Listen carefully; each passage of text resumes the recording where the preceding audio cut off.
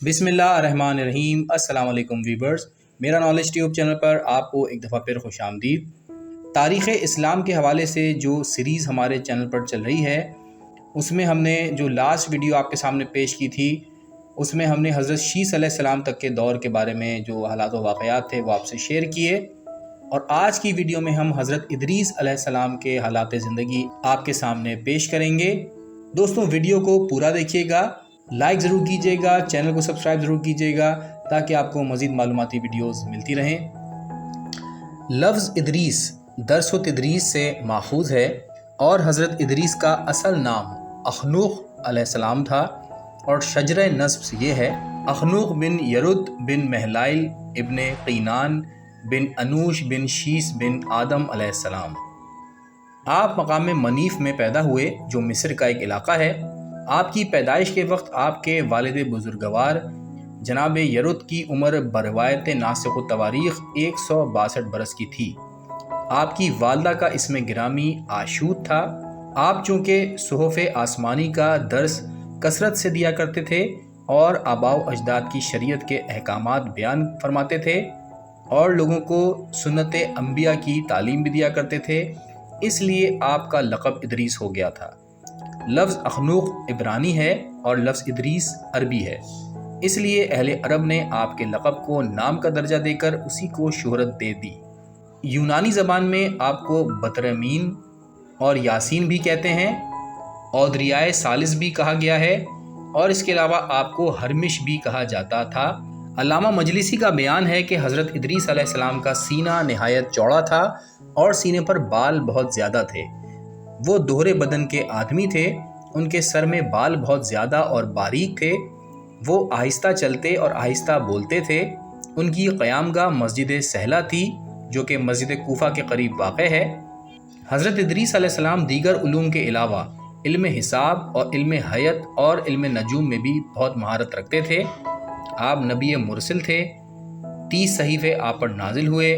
علم نجوم کی تعلیم سے آپ بہرابر فرماتے تھے لوگوں کو۔ اس کے علاوہ یہ وہ پہلے شخص تھے جنہوں نے قلم سے لکھنے کی ابتدا کی۔ کپڑا سینا انہوں نے ایجاد کیا، اس سے پہلے لوگ چمڑے کا لباس پہنتے تھے۔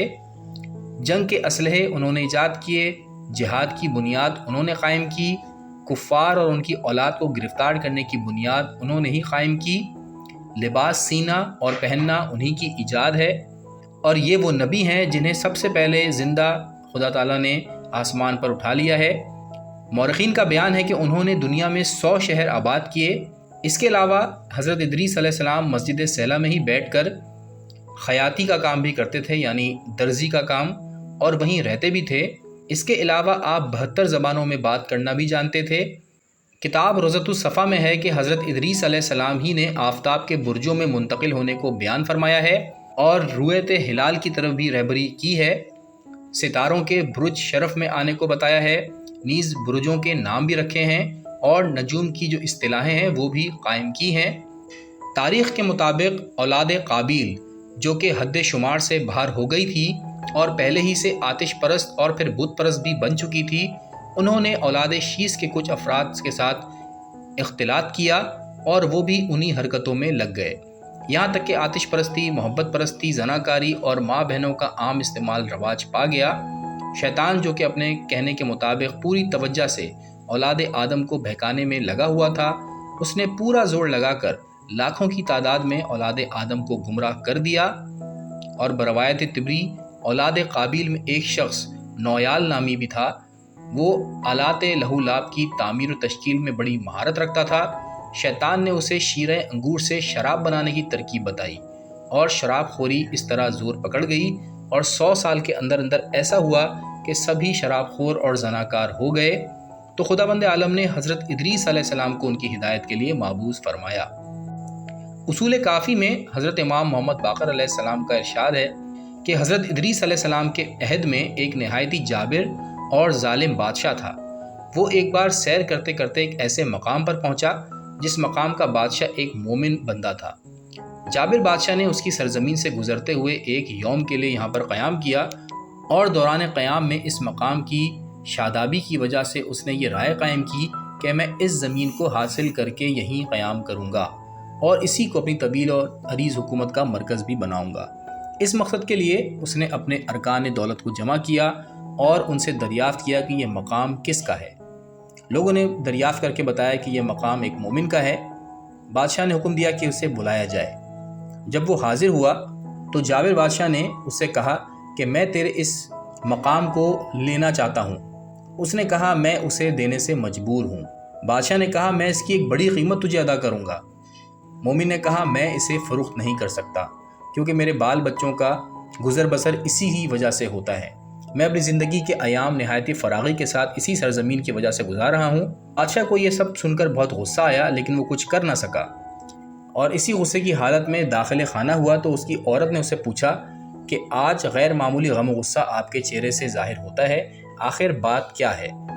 اس نے کہا کہ میں اس زیر قدم سرزمین کو حاصل کرنا چاہتا تھا لیکن وہاں کا جو مالک ہے وہ میرے حق میں اس سے دستبردار نہیں ہو رہا اور نہ ہی وہ فروخت کرنا چاہتا ہے، جبکہ میں اسے حاصل کرنے کے لیے بہت بے چین ہوں۔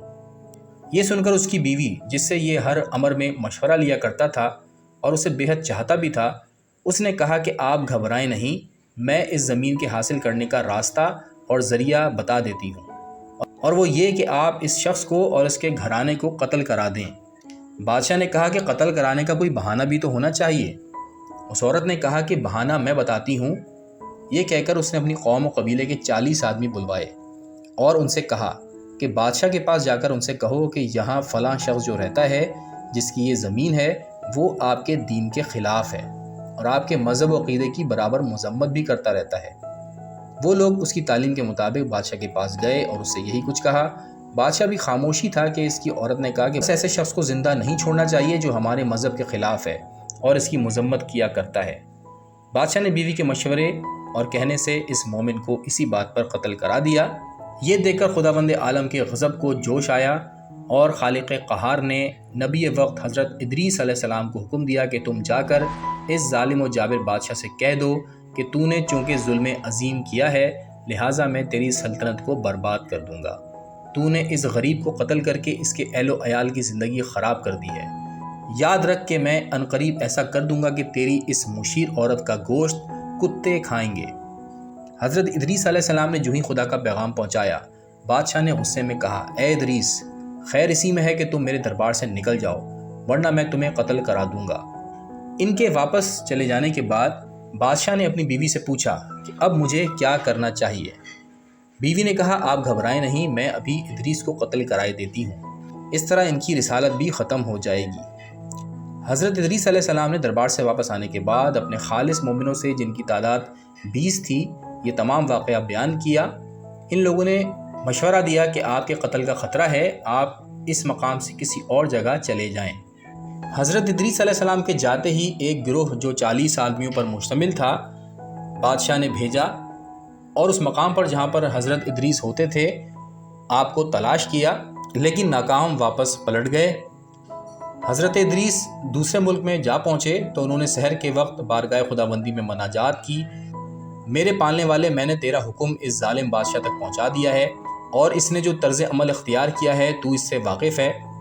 ارشاد خداوندی ہوا کہ تم اس کے ملک سے باہر رہو اور اس کا معاملہ مجھ سے متعلق رہنے دو۔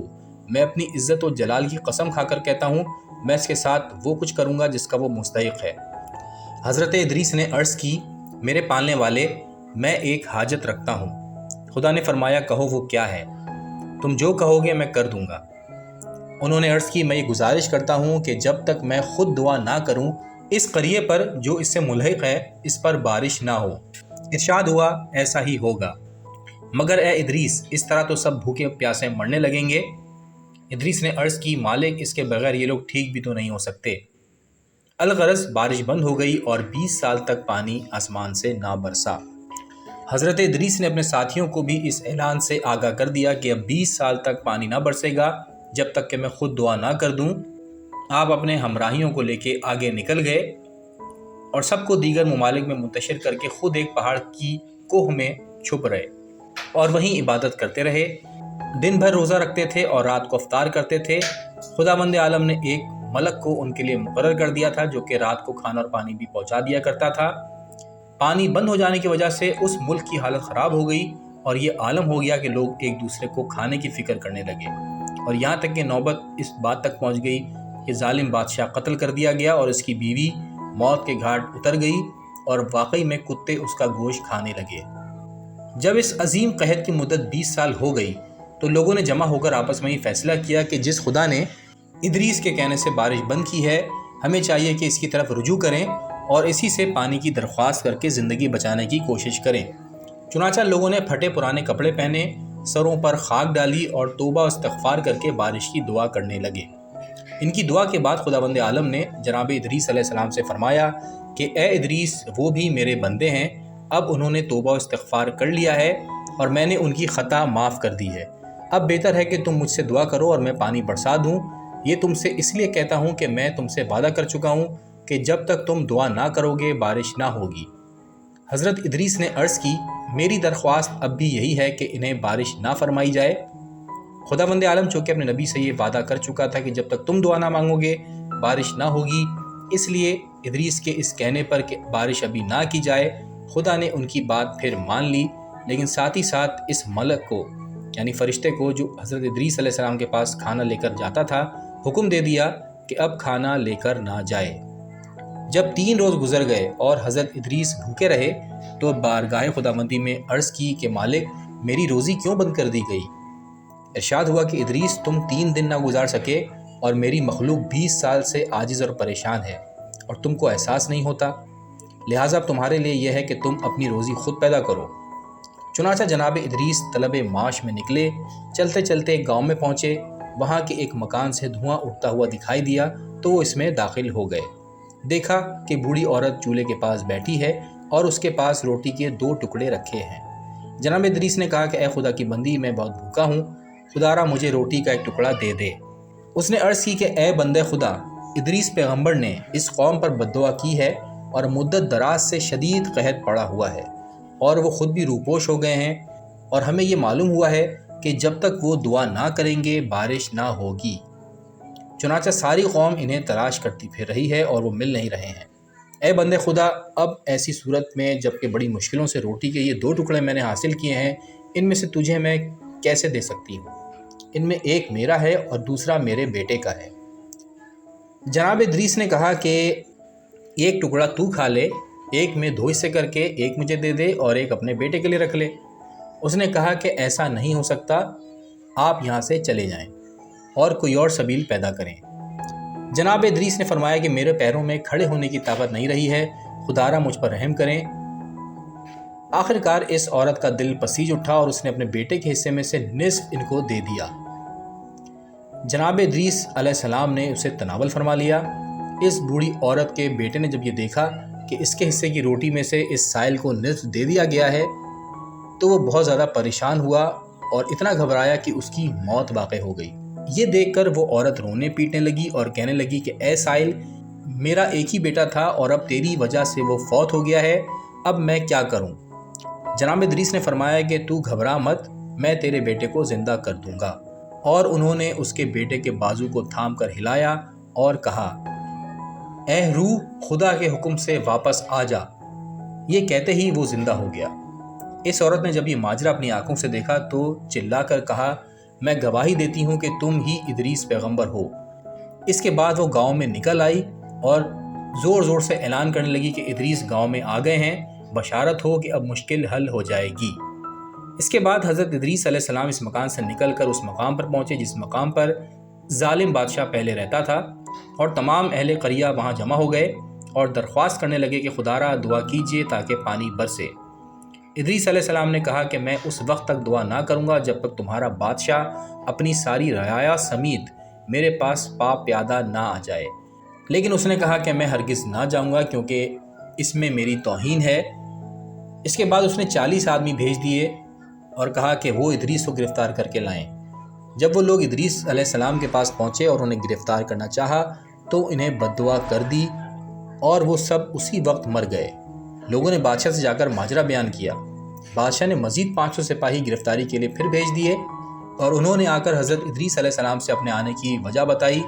حضرت ادریس نے فرمایا کہ ان 40 آدمیوں کا حشر تم دیکھ چکے ہو، اگر تم لوگ واپس نہیں گئے تو یہی حشر تمہارا بھی ہوگا۔ چنانچہ وہ لوگ واپس چلے گئے اور بادشاہ سے سارا قصہ بیان کیا۔ بالآخر بادشاہ مجبور ہو گیا اور سب کو لے کر پا پیادہ حضرت ادریس علیہ السلام کی خدمت میں حاضر ہو گیا۔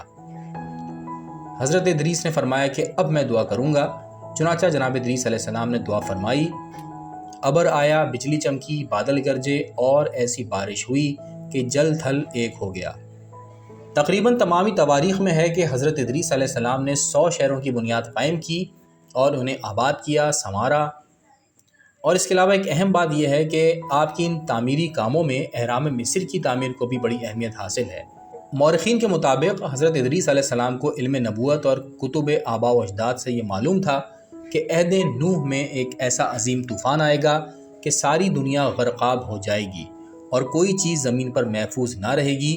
اسی بنا پر انہوں نے ذخائر علم و حکمت اور خزانے طب و حیت کو بچانے کے لیے اہرام کی تعمیر فرمائی۔ یہ اہرام مصر کے غربی جانب بنائے گئے ہیں۔ ان کی تعداد عہد حضرت ادریس علیہ السلام میں 2 تھی۔ طوفان نوح کے بعد فراعنہ مصر نے اس کی اور بھی نقلیں بنوائیں، چنانچہ ان کی اب مجموعی تعداد 18 ہے۔ حضرت ادریس کے بنائے ہوئے اہرام مربع اور مخروط الشکل ہیں جو 4 مثلث اضلاع پر مشتمل ہیں اور ہر ضلع دوسرے ضلع سے 400 ہاتھ دور ہے اور ہر ایک کی بلندی بھی 400 ہاتھ ہے۔ ان اہرام کو 6 ماہ میں تعمیر کیا گیا تھا اور تعمیر کے بعد ان پر یہ عبارت لکھ دی گئی تھی، اس شخص سے کہو جو اسے گرانا چاہتا ہو کہ وہ 600 سال میں بھی اسے گرا نہیں سکتا، حالانکہ میں نے اسے 6 ماہ میں بنایا ہے اور گرانا بنانے سے زیادہ آسان ہوتا ہے۔ عہد حضرت یوسف علیہ السلام میں انہی اہرام سے گودام کا کام بھی لیا جاتا تھا اور غلہ انہی میں رکھا جاتا تھا۔ عجائب القصص میں ہے کہ حضرت ادریس علیہ السلام نے ان اہرام کو اس لیے بنوایا تھا کہ طوفان نوح میں قبور احباب اور اوان تباہ و برباد نہ ہوں۔ حضرت ادریس علیہ السلام نے ان اہرام کو بنوانے کے بعد ساری دنیا کا سفر اختیار کیا اور تمام فرائض تبلیغی ادا کرتے رہے۔ اس کے بعد مصر واپس آئے اور وہیں سے رفیع الدرجات ہوئے۔ ایک اور روایت میں ہے کہ ایک دفعہ لوگ جناب امیر حضرت علی علیہ السلام کے سامنے اہرام مصر کی تاریخ کی بنیاد کے بارے میں گفتگو کر رہے تھے اور کوئی بھی ٹھیک وقت بیان نہیں کر پا رہا تھا، تو حضرت علی نے پوچھا کہ کیا اس پر کوئی تصویر بھی بنی ہوئی ہے؟ کسی شخص نے عرض کی کہ اس پر ایک چیل یا گدھ کی تصویر ہے جس کے پنجے میں ایک کیکڑا پکڑا ہوا ہے۔ آپ نے فرمایا یعنی مصر کے مثلث نما مینار اس وقت تعمیر ہوئے تھے جب نصر طائر برج سرطان میں تھا اور نصر 2000 برس میں ایک برج کو طے کرتا ہے اور آج کل جدی میں ہے۔ اس حساب سے اس وقت 12,000 برس ان کی بنیاد کو ہوئے ہیں۔ اہرام مصر کی تعمیر کے بعد حضرت ادریس علیہ السلام دنیا بھر کے دورے کے لیے روانہ ہوئے۔ انہوں نے ساری زمین کا جائزہ لیا اور اسے ملکوں میں تقسیم کر کے اس کے 100 مراکز بنائے، یعنی 100 حصوں میں تقسیم کیا اور انہیں شہروں کا نام دیا اور باقاعدہ گورنر مقرر کیے اور ساری زمین کے لیے اپنے 4 نائب مقرر فرما دیے، جن کے نام یہ ہیں لاوس، ایلاوس، استینوس، آمون۔ تاریخ میں ہے کہ حضرت ادریس علیہ السلام کی عمر جب 65 برس کی ہو گئی تو آپ کے یہاں ایک فرزند پیدا ہوا جس کا نام انہوں نے متشلق رکھا، اور جس عورت کے بدن سے یہ پیدا ہوئے تھے ان کا نام بروخام تھا۔ مورخ ہروی لکھتے ہیں کہ حضرت ادریس علیہ السلام نہایت ہی خوبصورت آدمی تھے۔ ان کا رنگ گندمی تھا، لمبی داڑھی تھی، قد مناسب تھا، بدن مضبوط تھا اور وہ اکثر خاموش رہ کر تفکر کیا کرتے تھے۔ راستہ چلتے ہوئے ان کی نگاہ کمال زہد کی وجہ سے زمین کی طرف رہا کرتی تھی۔ بات کرتے وقت کلمے کی انگلی کو حرکت دیتے رہتے تھے۔ انہوں نے اپنی زندگی کا کوئی دن خداوند عالم کی جلالت اور اس کی مصنوعات و مخلوقات کے تفکر سے خالی نہیں گزارا۔ مورخین کا بیان ہے کہ جب حضرت ادریس علیہ السلام کی عمر کافی گزر چکی اور ان کے آسمان پر جانے کا وقت قریب ہوا تو انہوں نے اپنے فرزند متشلق کو اپنا جانشین بنا دیا۔ آپ نے خدا تعالیٰ کی عبادت کے حوالے سے اپنی قوم کو خصوصی دعوت دی تھی اور اپنی قوم میں سے 1000 کی تعداد میں سے 100 کو منتخب کیا، پھر ان میں سے 70 کا انتخاب کیا، پھر ان میں سے بھی 10 کا انتخاب کیا اور آخر میں 7 کا انتخاب کیا، اور پھر ان سے کہا کہ ہم دعا کرتے ہیں خدا سے کہ وہ ہم کو یہ بتا دے کہ ایسی عبادت کیسے کی جا سکتی ہے جو حق ہے عبادت کا، اور تم لوگ آمین کہو۔ اس کے بعد ان لوگوں نے زمین پر ہاتھ رکھ کر دعا کی، کوئی جواب نہ ملا۔ پھر آسمان کی طرف ہاتھ اٹھا کر دعا کی تو خدا نے بذریعہ وحی انہیں حق عبادت بتا دیا۔ یہی وجہ ہے کہ ان کی عبادت اس درجے کی ہو گئی تھی کہ تمام ملائکہ حیران تھے اور بہت سے فرشتے ان کی زیارت اور ملاقات کو آسمان سے آنے لگے تھے۔ ایک روایت میں ہے کہ یہی کثرت عبادت ان کے آسمان پر جانے کا سبب قرار پائی۔ کثیر روایات میں ہے کہ خداوند عالم نے ایک فرشتے کو کسی وجہ سے مغضوب کر دیا تھا اور اس کے بال و پر کو جلا کر اسے زمین پر پھینک دیا تھا۔ جب وہ یہاں پہنچا تو اس نے حضرت ادریس علیہ السلام سے درخواست کی کہ میری بخشش کے لیے دعا فرمائیں۔ انہوں نے دعا کی اور خدا نے اس کی خطا معاف فرمائی۔ وہ فرشتہ جب آسمان پر جانے لگا تو اس نے حضرت ادریس علیہ السلام سے کہا کہ آپ نے مجھ پر بڑا احسان فرمایا ہے، اب میری درخواست ہے کہ آپ مجھ سے کچھ فرمائش کیجئے۔ حضرت ادریس نے اس سے کہا کہ میں چاہتا ہوں کہ مجھے آسمان پر لے چل، میں ملک الموت سے ملاقات کرنا چاہتا ہوں اور خدا کی پیدا کی ہوئی آسمانی اشیاء کو دیکھنا چاہتا ہوں۔ چنانچہ وہ فرشتہ انہیں لے کر روانہ ہوا اور جب چوتھے آسمان پر پہنچا تو ملک الموت سے ملاقات ہوئی۔ حضرت ادریس نے سلام کیا۔ ملک الموت نے تعجب میں سر ہلایا۔ آپ نے اس سے اس ترش روی سے سر ہلانے کا سبب پوچھا تو ملک الموت نے کہا کہ میں تعجب سے سر اس لیے ہلا رہا ہوں کیونکہ آج خدا نے حکم دیا تھا کہ میں آپ کی روح آسمان چہارم اور پنجم کے درمیان قبض کر لوں۔ میں حیران تھا کہ آپ تو زمین پر ہیں اور قبض روح کا آسمان پر حکم دیا گیا ہے۔ اس کے بعد حضرت ادریس لرزنے لگے اور ان کی روح قبض ہو گئی۔ پھر بروایت علامہ جویری اور امام سالبی وہ بحکم خدا دوبارہ زندہ ہوئے اور دوزخ و جنت کی سیر کے لیے گئے۔ جنت میں داخل ہو کر برآمد نہ ہوئے تو خدا نے فرشتوں کو حکم دیا کہ ان کو یہیں رہنے دو۔ چنانچہ وہ جنت میں وہیں پر زندہ ہیں اور کبھی چوتھے آسمان پر عبادت کرتے ہیں اور کبھی جنت کی نعمتوں سے لطف اندوز ہوتے ہیں۔ حضرت ادریس کے آسمان پر چلے جانے کے بعد ان کا ایک بہت ہی قریبی دوست بہت زیادہ غمگین ہوا۔ شیطان نے جب اسے بہت زیادہ پریشان پایا تو پوچھا کہ کس وجہ سے تم سخت رنجیدہ ہو؟ اس نے کہا کہ ادریس علیہ السلام کے چلے جانے کا غم ہے۔ شیطان جو انسان کی صورت میں تھا کہنے لگا میں تمہارے لیے ایسا بندوبست کر دیتا ہوں کہ تمہیں سکون رہے۔ اس نے اس رائے کا خیر مقدم کیا۔ شیطان نے فوراً جناب ادریس کی شکل کا ایک بت بنا دیا اور کہا کہ اسے اپنے گھر میں چھپا کر رکھ لو، جب زیادہ دل گھبرائے تو اس کو دیکھ کر تسلی حاصل کرو۔ انہوں نے اسے منظور کر لیا۔ چنانچہ جب حضرت ادریس علیہ السلام کے اس دوست کا انتقال ہو گیا تو شیطان نے لوگوں کے سامنے چھپے ہوئے بت کو ظاہر کیا اور سب سے کہا کہ ادریس خود اور ان کا یہ دوست دونوں ہی اس بت کی پوجا کیا کرتے تھے اور اسی سبب سے ان لوگوں کی دعائیں بھی قبول ہوتی تھیں۔ اگر تم لوگ بھی ایسا ہی کرو گے تو بہت اچھے رہو گے۔ چنانچہ اسے کہنے میں لوگ آ گئے اور سب نے حضرت ادریس کا بت بنا کر اپنے اپنے گھروں میں نصب کر لیا۔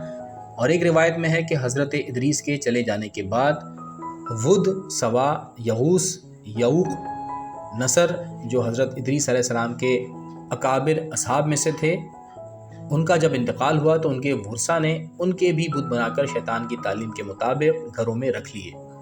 اور جب نسلیں آگے بڑھیں اور حقیقت حال آہستہ آہستہ چھپنے لگا تو شیطان کو موقع مل گیا اور اس نے ان کو بتوں کے پوجنے کی ترغیب دے ڈالی۔ چنانچہ سب لوگ ان بتوں کو پوجتے رہے اور جب طوفان نوح آیا تو یہ پتھر کے خدا بھی پانی میں بہہ گئے۔ لیکن اختتام طوفان کے بعد شیطان نے ان سب کو تلاش کر کے باہر نکالا اور انہیں عرب کے قبائل میں تقسیم کر دیا۔ ود کا بت بنی کلب کو، سوا بنی حزیل کو، یغوث بنی مدھج کو، یعوق بنی قزاع کو، نصر بنی حمیر کو دے دیا اور انہیں انسان کی صورت میں آ کر اچھی طرح سمجھا دیا کہ عہد ادریس سے یہی بت پوجے جاتے تھے، یہی دانہ اگاتے ہیں، یہی پانی برساتے ہیں، یہی موت و حیات کے مالک ہیں۔ اگر اپنا مستقبل شاندار بنانا چاہتے ہو تو ان کی پرستش کرو۔ چنانچہ سب نے اس بات کو تسلیم کر لیا اور قبائل عرب میں بت پرستی اسی طرح پھیلی۔ ایک روایت میں ہے کہ حضرت ادریس کے آسمان پر چلے جانے کے بعد ان کی تمام امت گمراہ ہو گئی تھی۔ تاریخ یعقوبی سے معلوم ہوتا ہے کہ حضرت ادریس علیہ السلام کے بعد عام گمراہی کی وجہ سے عذاب کا نزول ہوا تھا۔ اب بات کرتے ہیں حضرت ادریس کے زمانے میں قصہ ہاروت و ماروت کی۔ حضرت ادریس کے آسمان پر پہنچتے ہی ملائکہ میں یہ سرگوشیاں شروع ہو گئی تھیں کہ وہ آپس میں کہنے لگے کہ حضرت آدم ہی کی طرح یہ بھی خطا کریں گے، ان کو ہم لوگوں میں کیوں لایا گیا ہے؟ اللہ تعالیٰ نے ان سے فرمایا کہ اگر تم کو ان چیزوں سے بہراور کر دیا جائے جن سے انسان دوچار ہیں تو تم بھی وہی حرکات کرو گے جو انسان کرتے ہیں۔ فرشتوں نے کہا مالک یہ کیسے ہو سکتا ہے؟ حکم ہوا کہ تم اپنے میں سے ایسے 3 فرشتوں کو منتخب کرو جو تم میں سب سے زیادہ نمایاں ہو۔ چنانچہ ان لوگوں نے جبرائیل، میکائیل اور اسرافیل کا انتخاب کیا۔ جب ان معزز فرشتوں کو معلوم ہوا کہ خدا امتحان کے لیے زمین پر بصورت انسانی ہمیں بھیجنا چاہتا ہے اور صفات انسانی سے بھی ہمیں متصف کرنا چاہتا ہے، تو انہوں نے بارگاہ خداوندی میں معذرت چاہی۔ خداوند عالم نے اسے قبول فرمایا اور پھر فرشتوں نے دوسرے فرشتے منتخب کیے جن کے نام تھے عزا، عزایا، عزائیل۔ خداوند عالم نے انہیں زمین پر بھیج دیا اور ہدایت کر دی کہ گناہ نہ کرنا، خصوصاً زنا، قتل اور شراب نوشی سے قطعاً اجتناب کرنا۔ چنانچہ یہ فرشتے زمین پر پہنچے اور انہوں نے حکومت بھی سنبھالی اور انسانوں کے ساتھ رہنے سہنے لگے۔ ان میں سے ایک نے حالات ناسازگار دیکھ کر خدا سے واپسی کی درخواست کی اور وہ واپس چلا گیا، لیکن 2 فرشتے جن کے القاب ہاروت اور ماروت تھے وہ وہیں رہے۔ وہ لوگ مزے سے کام کر رہے تھے۔